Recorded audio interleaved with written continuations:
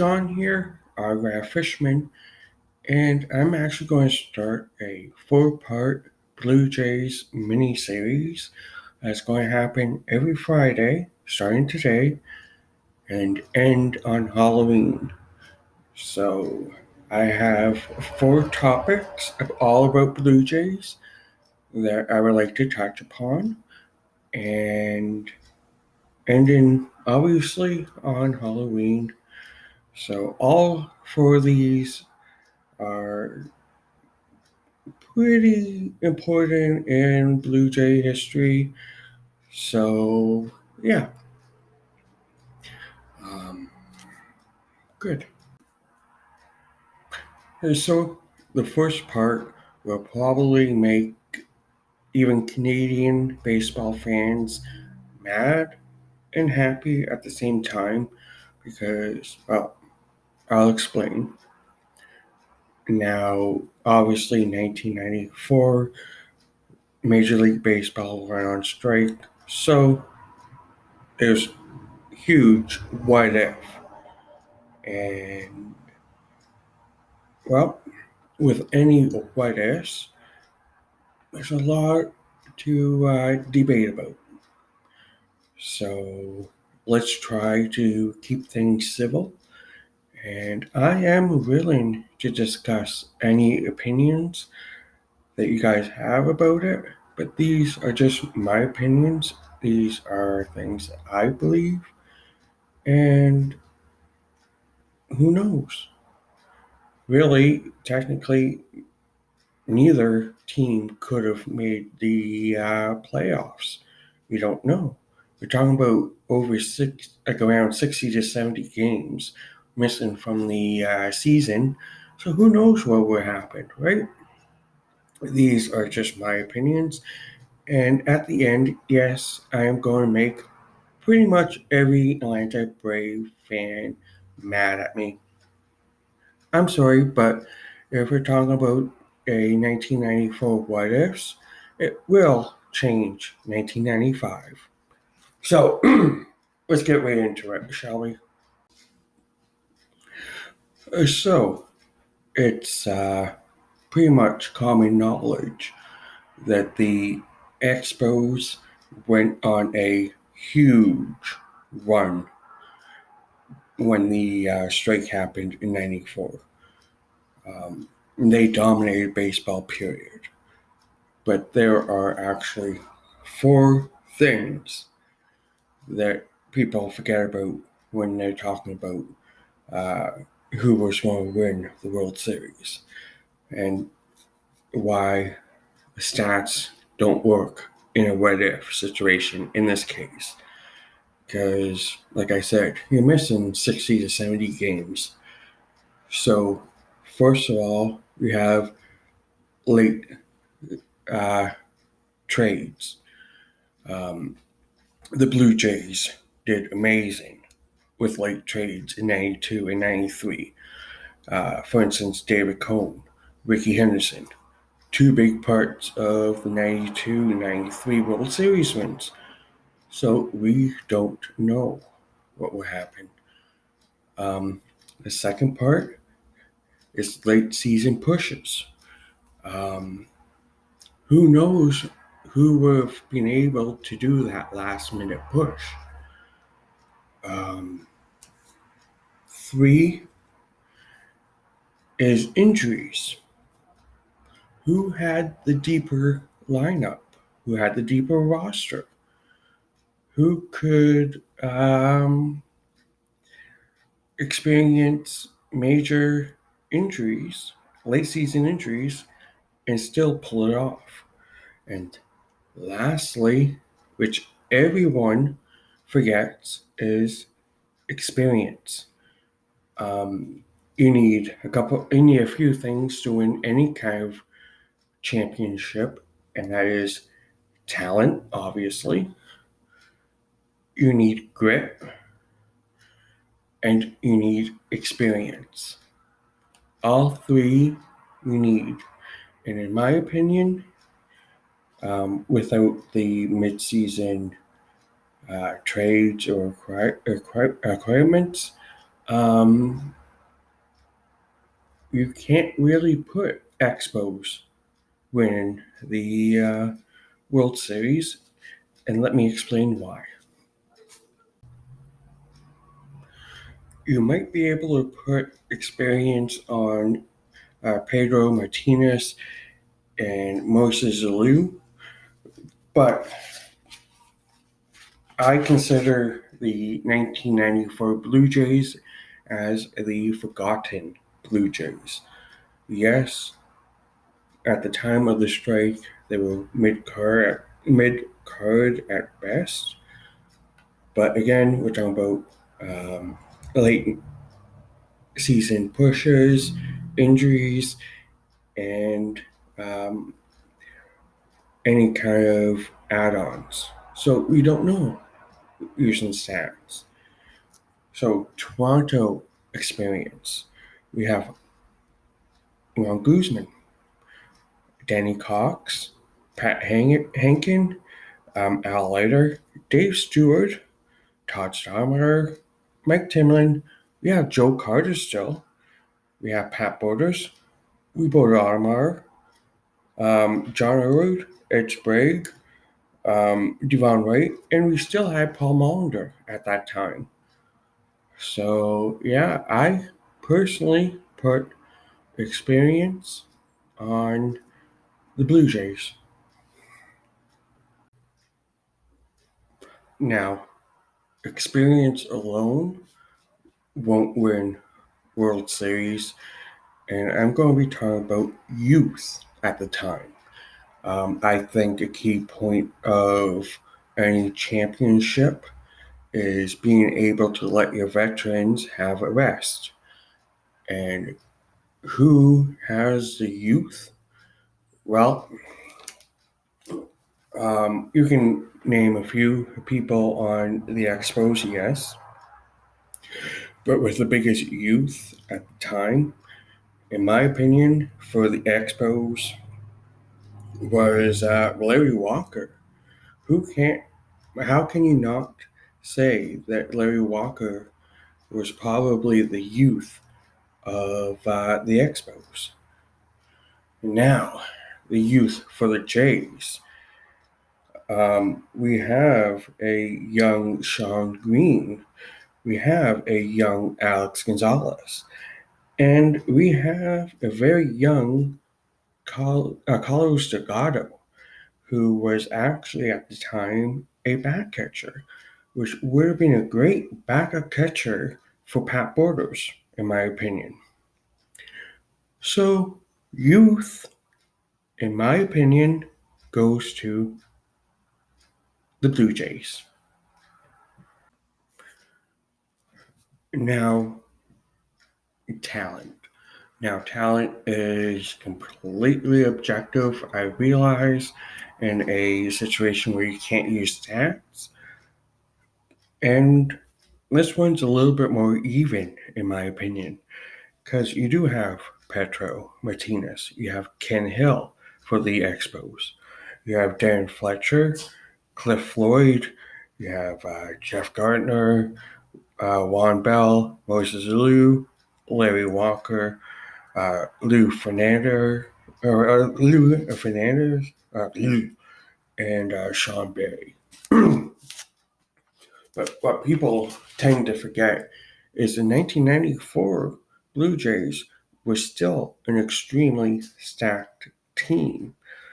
Um, like the people who I mentioned, um, like we had the Tony Costello, Juan Guzman, Danny Cox, Pat Hankin, Al Leiter, Todd Sarmer, Mike Timlin, which is a forgotten player, like Paul Molinder, like I said, Carlos Delgado, Wild Butler, Ed Sprague, like John Elwood, just so many MVPs, so many uh, Gold Gloves. I think I'm going per talent, and this is without the late season trades and anybody picked up late season. But I'm going to say the Jays again for talent. Sorry. And to go with talent, you have depth. It's great to have great talent, but depth isn't necessarily about talent. It's who can back up any injured players. So, for instance, if you have a first baseman injured, who can cover? If you have a back catcher that gets injured, who can cover? And I actually think, again, Blue Jays have an edge because you do have Pat Borders as a starter, but you have Carlos Delgado. You can put John Arud as a starting first baseman. But something that's really forgotten is both in 1992 and 1993, when the Jays won the World Series, Joe Carter actually played first base and not outfield. So you have that option. The pitching staff is amazing. Um, Perhaps the bullpen might have been very weak for the Jays, but that's where the late season trades might have helped. Um, so I'm going to put the depth in the Blue Jays section. Now, at this point, you may think you're forgetting something, John. Nope, I'm not. And that is grit, determination, pride, whatever you want to call it. Who wants it more? Now, let's start with the Blue Jays this time. The Blue Jays at this point have a chance to become just the third major league team since the 1970s, when Oakland Athletics became a three-peat. Yes, Yankees did it after, but at this time, it was just Athletics was the last one to do it. So the Jays have that on their heads, and I'm pretty sure, given the chance, they're going to really, really try to become the next three-peat since the 70s. So what we're talking about is, I think it was 74, so works nice. 70, 80, 90. So last team to three-peat would have been 30 years ago at this point. So we have that. Now let's go with the Expos. The Expos are playing for their lives. The Expos need this World Series to continue a team in baseball. And as we've seen, they didn't win the World Series and they lost their team. So when it comes to push, it's really, really hard to compare a three-peat want, but I think saving the team actually wins this one. So I'm going to put this one as Expos would have had more grit. So my conclusion, and please don't stop watching after this because I have more to say, unless you're Atlanta Braves fan, then maybe you'll want to turn it off. So sorry, Adam. Sorry, Josh. Sorry, Zach. But I'm going to talk about 95 after this clip. But my conclusion for 1994, sorry, Expos fans, but I actually think the Jays win the World Series, making them the first three-peat since '74. I talked to this with Zach. I don't really believe I mentioned that this is my conclusion, but yes, I do 100% believe it would have been a all Canadian World Series. I do believe that. And I'm willing to discuss it. I'm willing to debate it as long as people be respectful and just, be respectful. That's all. So we did the what if on 1994. And you gotta remember, if Expos would have been able to at least make it to the World Series, that would have saved the team, I think. So what would have happened in 1995? Stay tuned. Now, 1995. Now this video is about 1994, so I won't go on and on about it. But for Expo fans, 1995 were really, really dark times. I do believe that if Montreal would have been in the World Series, that would have saved the team. And I know Atlanta fans are not going to like this, but I do believe, given the 1994 talent that they had, with the added bonus of knowing that they saved the team, the extra push of tasting the World Series and just falling short, give it the management would have had a little bit more faith in them, I think. So that would put a little bit more money in their pockets to make the free agent acquirements and make those big trades. We don't know what will happen in the draft, but I'm sorry, Atlanta Brave fans, but I actually think that the Montreal Expos wouldn't have won the 1994 World Series, but would have won the 1995 series. I know Atlanta had an amazing team, but they didn't have the push. I think that, and this is my opinion because who knows, it's a what if, right? And again, if you want to debate this, please do. Just be respectful. That's all. That's all I ask. But I do believe that 1995 would have been Expos, and the early 90s would have been ruled by Canadian teams.